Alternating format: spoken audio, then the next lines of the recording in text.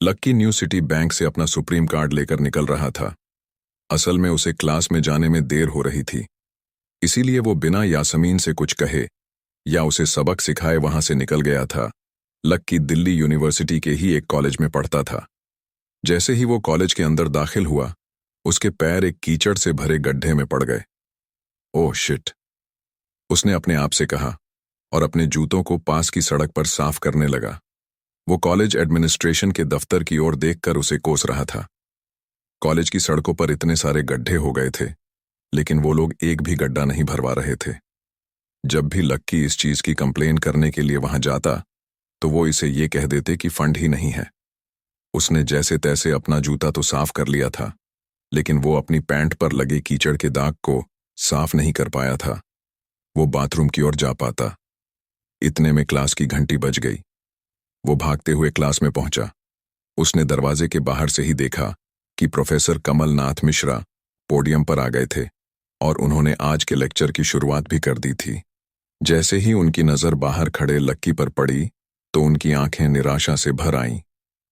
इधर लक्की का सिर भी शर्म से झुक गया था और उसे अंदर ही अंदर बुरा लग रहा था। कॉलेज में जितने भी प्रोफेसर थे, उनमें से कमलनाथ जी को लक्की सबसे ज्यादा पसंद करता था।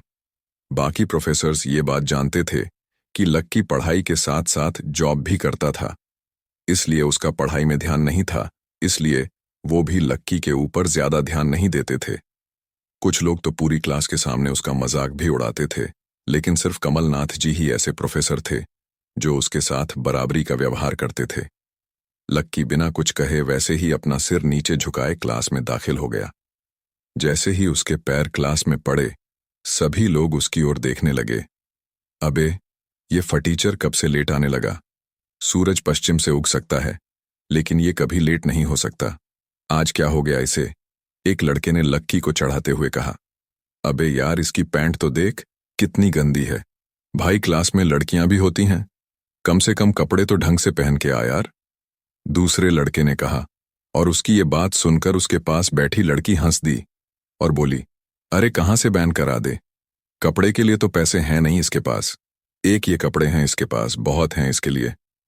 क्लास में बैठे सभी लोगों ने लक्की के ऊपर फफ्तियां कसनी शुरू कर दी थीं। हर कोई उसके ऊपर कुछ ना कुछ कहे जा रहा था। ऐसा नहीं था कि लक्की ये सब आज ही सुन रहा था। इस तरह की फफ्तियों का सामना वो रोज करता था। रोज उसे ऐसी बातें सुनकर बुरा भी लगता था, और आज भी उसने अपना सिर नीचे तो झुका लिया था, लेकिन आज उसके चेहरे पर एक मुस्कान थी। इन लोगों को पता नहीं था कि यह अनलक्की आज कितना लक्की होकर आ रहा है। जैसे ही क्लास में बैठे बच्चों का शोर बढ़ने लगा, उधर से कमलनाथ जी ने चिल्लाते हुए कहा, आपस में बात करना बंद करो। अगर तुम लोग इस तरह बात करते रहोगे तो मैं आगे नहीं पढ़ाऊंगा। सभी लोग शांत होकर उनकी बात सुनने लग गए। तब तक लक्की भी अपनी कुर्सी पर जाकर बैठ गया था।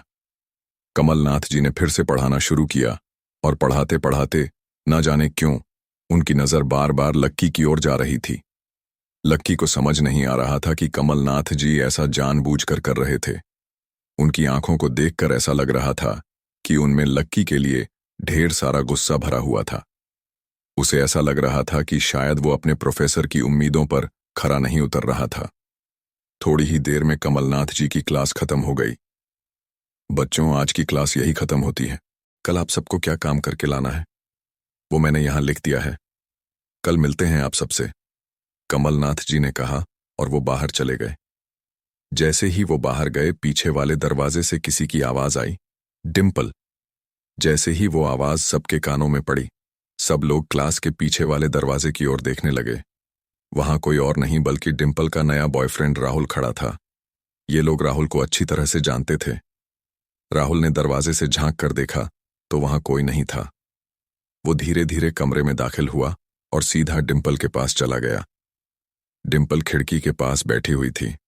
जैसे ही राहुल उसके पास पहुंचा, डिंपल ने अपने हाथ उसकी गर्दन में किसी हार की तरह डाल दिए और उसकी बाहों में झूम उठी। उधर राहुल ने भी डिंपल को सबके सामने चूम लिया था। ये नजारा देखते ही सबकी नजरें लक्की के ऊपर जा टिकी। सबको अभी तक तो यही पता था कि डिंपल लक्की की गर्लफ्रेंड है। किसी को इस बात की खबर नहीं थी कि उन दोनों का ब्रेकअप हो गया था।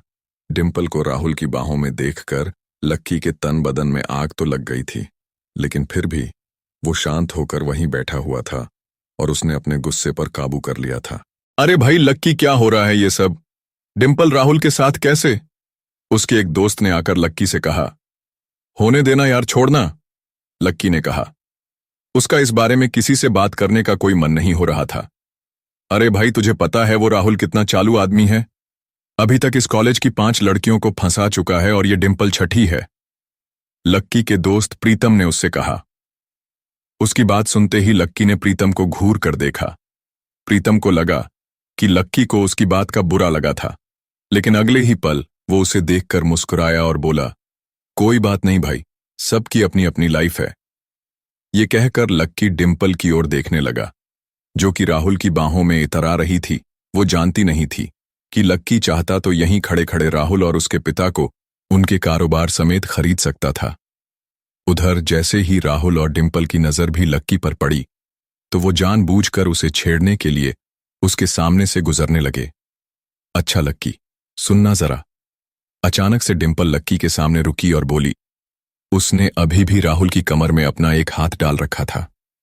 फिर उसने अपने दूसरे हाथ से अपना मोबाइल निकाला और उसका कवर खोलकर लक्की के मुंह पर फेंक दिया और बोली, अब क्योंकि मैं तुम्हारे साथ नहीं हूं, इसलिए मुझे तुम्हारे इस बेकार से कवर की कोई जरूरत नहीं है। इसे तुम अपने पास रख सकते हो। लक्की ने उससे कुछ नहीं कहा और नीचे गिरा वो कवर उठाकर अपनी टेबल पर रख दिया। बेबी, इसने तुम्हें कवर गिफ्ट किया। कवर कौन गिफ्ट में देता है भाई? राहुल ने उसके सामने ही डिंपल से कहा। राहुल लक्की को नीचा दिखाने का एक भी मौका अपने हाथ से जाने नहीं देना चाहता था। लक्की अंदर ही अंदर मुस्कुरा रहा था। डिंपल ने राहुल की ओर देख और बोली, बेबी, बात यह है कि जिसकी मोबाइल खरीदकर गिफ्ट करने की औकात नहीं होगी, तो वो सिर्फ कवर ही तो गिफ्ट कर सकता है ना। और क्या? कोई बात नहीं बेबी, मैं आज ही तुम्हें एक नया फोन दिलवाता हूं। आ जाओ, चलते हैं कनॉट प्लेस और वहां से लाते हैं बेबी के लिए एक नया नया फोन, राहुल ने कहा। लक्की का मन तो यही कर रहा था कि वो जोर से राहुल के ऊपर हंसे, लेकिन उसने अपनी हंसी को रोक लिया था। हाँ बेबी, हम हैं ना, पहले नया फोन खरीदेंगे और फिर उस फोन की पार्टी भी करेंगे, और उसके बाद आज, डिंपल ने कहा। राहुल के चेहरे पर उंगलियां फिर आने लगीं। राहुल भी और लक्की भी उसके इशारे को समझ गए थे। लक्की जानता था कि ये सब सिर्फ उसे चिढ़ाने के लिए वो कर रही थी, लेकिन लक्की को खुद के लिए नहीं, बल्कि डिंपल के लिए बुरा लग रहा था। वो मन ही मन ये सोच रहा था कि अगर डिंपल बस थोड़ा सा और इंतजार कर लेती, तो आज लक्की उसके लिए फोन की पूरी दुकान खरीद कर रख देता। भाई, ये सब क्या हो रहा है तेरे सामने? ये सब हो रहा है और तू बस मुस्कुराए जा रहा है। गुस्सा नहीं आ रहा तुझे? प्रीतम ने लक्की से पूछा। नहीं यार, जो हो रहा है अच्छा ही हो रहा है। जो होता है वो भी अच्छे के लिए होता है, इसलिए चिल्ला यार, छोड़, लक्की ने कहा और फिर राहुल और की ओर देखने लगा। अब उन दोनों की नजर लक्की की मुस्कुराते हुए चेहरे पर पड़ी तो अंदर से भभक गए। दोनों के दोनों ही ये सब सिर्फ और सिर्फ लक्की को जलाने के लिए कर रहे थे, लेकिन वो तो ऐसे बैठा था जैसे उसको डिंपल का कोई रिश्ता ही नहीं था। जब अपनी इस बातों का लक्की के ऊपर कोई असर होता नहीं दिखा, तो डिंपल राहुल से बोली, बेबी चलो यहां से। बेबी? नहीं बेबी, अभी आज से तुम मुझे हब्बी बोलोगी और मैं तुम्हें बोलूंगा मेरी प्यारी वाइफी, राहुल ने कहा और लक्की के सामने ही डिंपल को चूम लिया। ये देखते ही लक्की थोड़ा सा जल भुन तो गया और उसका जवाब भी वो राहुल को देना चाहता था, इसलिए उसने कहा, डिंपल ये सब क्यों कर रही हो? तुम क्या दिखाना चाहती हो? उसे लक्की को डिंपल का ऐसा रूप देखकर उसी के लिए बुरा लग रहा था। राहुल की किसी बात का तो लक्की के ऊपर कोई असर ही नहीं हुआ, लेकिन लक्की की इस बात का राहुल को जरूर बुरा लग गया था। उसने गुस्से से अपनी नाक फुलाते हुए कहा, अबे ओ फटीचर, ज्यादा बकवास करने की जरूरत नहीं है। आज के बाद अगर तूने मेरी डिंपल के बारे में कुछ कहा या उसकी तरफ आंख उठाकर भी देखा ना, तो मैं राजपथ पर तेरी परेड करवा दूंगा। रहने दे भाई, उसकी जरूरत नहीं पड़ेगी। मैं खराब चीज ना तो देखता हूं और ना ही उसके बारे में बात करता हूं, लक्की ने कहा और फिर से प्रीतम की ओर देखकर हंसने लगा। जिस तरह से लक्की आज राहुल के मुंह पर जवाब का जवाब फेंक कर मार रहा था, प्रीतम को तो विश्वास ही नहीं हो रहा था कि यह वही लक्की है जो उसका दोस्त हुआ करता था। उधर राहुल उसका जवाब सुनकर गुस्से से लबरेज हो रहा था।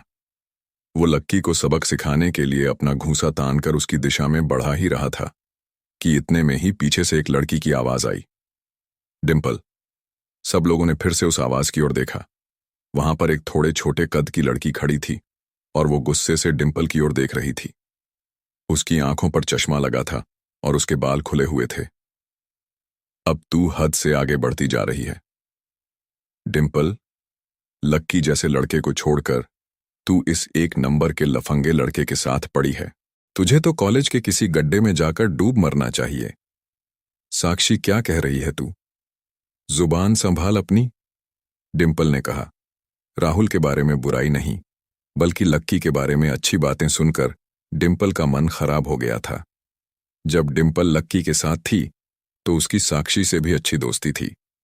साक्षी एक बहुत ही सुलझी हुई लड़की थी। जब भी डिंपल और लक्की के बीच किसी बात को लेकर झगड़ा होता तो डिंपल उसे सुलझाने के लिए साक्षी की मदद लेती थी। मैं जो कह रही हूं ना, सही कह रही हूं। तुझे सीरियसली शर्म आनी चाहिए डिंपल। मैंने कभी नहीं सोचा था कि तू ऐसी लड़की निकलेगी। लक्की जैसा बंदा ना तुझे कहीं नहीं मिलेगा, साक्षी ने कहा और एक कदम आगे आ गई। इधर लक्की ने देखा कि साक्षी की बात सुनते ही राहुल के कान खड़े हो गए थे, लेकिन वो सच बोल रही थी, इसीलिए राहुल भी कुछ नहीं कर सकता था। साक्षी लक्की के पास आकर खड़ी हुई और बोली, तू इतनी जल्दी कैसे भूल गई यार? लक्की तेरे लिए हर टफ टाइम में खड़ा रहा था। जब भी तू बीमार होती थी और तेरे खड़े होने की भी हालत नहीं होती थी तो बेचारा तेरे लिए खाना बनाता था, तेरे कपड़े धोता था और तो और तेरे लिए दवाई तक लेके आता था। तुझे याद है ना, जब हम हिमाचल घूमने गए थे और तेरे पैर में मोच आ गई थी तो ये बेचारा अपनी नौकरी छोड़कर भागा भागा रात में हमारे पास आ गया था। इतना प्यार किया इसने तुझसे और तू इसे छोड़कर जा रही है, साक्षी ने कहा। अपने लिए साक्षी के मुंह से इतना सब कुछ सुन लेने के बाद लक्की ने अपनी गर्दन नीचे झुका ली थी। उसे डिंपल के साथ बिताए वो सारे लम्हे याद आ रहे थे। वो डिंपल के ऊपर जान छिड़कता था। उसका बस चलता तो वो डिंपल को अपनी हथेलियों पर लेकर घूमता। भले ही उस वक्त उसके पास पैसे नहीं थे, लेकिन वो फिर भी डिंपल की छोटी सी छोटी डिमांड को पूरा करने के लिए अपनी जान लगा देता था। जो कवर डिंपल ने उसके मुंह पर फेंक कर मारा था, वो कवर को खरीदने के लिए लक्की ने 3 दिन तक ओवरटाइम किया था। लक्की को जैसे ही ये सब याद आया, उसकी पलकों की कोरें भीग गई थीं। इधर साक्षी की बात पूरी भी नहीं हुई थी। उसने आगे कहा, अरे ये लक्की अपनी छोटी सी सैलरी में से भी रोज तेरे गोलगप्पे के लिए पैसे निकाल लेता था। तुझे नहीं पता है? मुझे पता है कि आज भी एक बाइक खरीदने के लिए बंदा तेरे लिए पैसे जुटा रहा था। रोज दाल और रोटी खा रहा है, सिर्फ इसलिए ताकि तुझे बाइक पर घुमा सके, और तू ऐसे आदमी को नीचा दिखाने की कोशिश कर रही है। ये सब सुनकर डिंपल का चेहरा ही बूझ गया था। उसे भी साक्षी की कही बातें दिल पे लग रही थीं, लेकिन इस वक्त वो राहुल के साथ थी और पर उसका हाथ राहुल की कमर में था। वो चाह कर भी राहुल के खिलाफ ना तो कुछ बोल सकती थी और ना ही कुछ सुन सकती थी। इसलिए उसने अपने बचाव में कहा, हाँ, तो ये तो इसका प्रॉब्लम है ना। मैंने इससे पहले ही कहा था कि मेरा प्यार अफोर्ड नहीं कर पाएगा, तो फिर ये मेरे साथ इतना आगे क्यों बढ़ा? आज अगर मैं चीप सैंडविच खा सकती हूं तो फिर मैं बिना घी वाली रोटी क्यों खाऊं? लक्की डिंपल की ये बात सब सुन रहा था और उससे पहले कि वो कुछ जवाब देता, अचानक ही उसका फोन बज उठा। उसने मोबाइल निकालकर देखा तो पाया कि किसी अनजान नंबर से उसे फोन आया था। साक्षी और डिंपल के बीच हो रही बहस के बीच ही लक्की फोन उठाने के लिए वहां से निकल गया। देखा कितनी बदतमीजी से उठ के चला गया। चलो, अभी डिंपल ने राहुल के हाथ को कसकर पकड़ा और निकल गई। डिंपल लक्की को बहुत कुछ बोले जा रही थी। लक्की भी उसकी बातें सुन रहा था। लक्की देख पा रहा था कि डिंपल कितनी बदल गई थी। इधर लक्की ने फोन उठाया और वो कुछ बोलता, उससे पहले ही सामने से आवाज आई, बहुत हो गया, अब बस जल्दी से घर आ जाओ।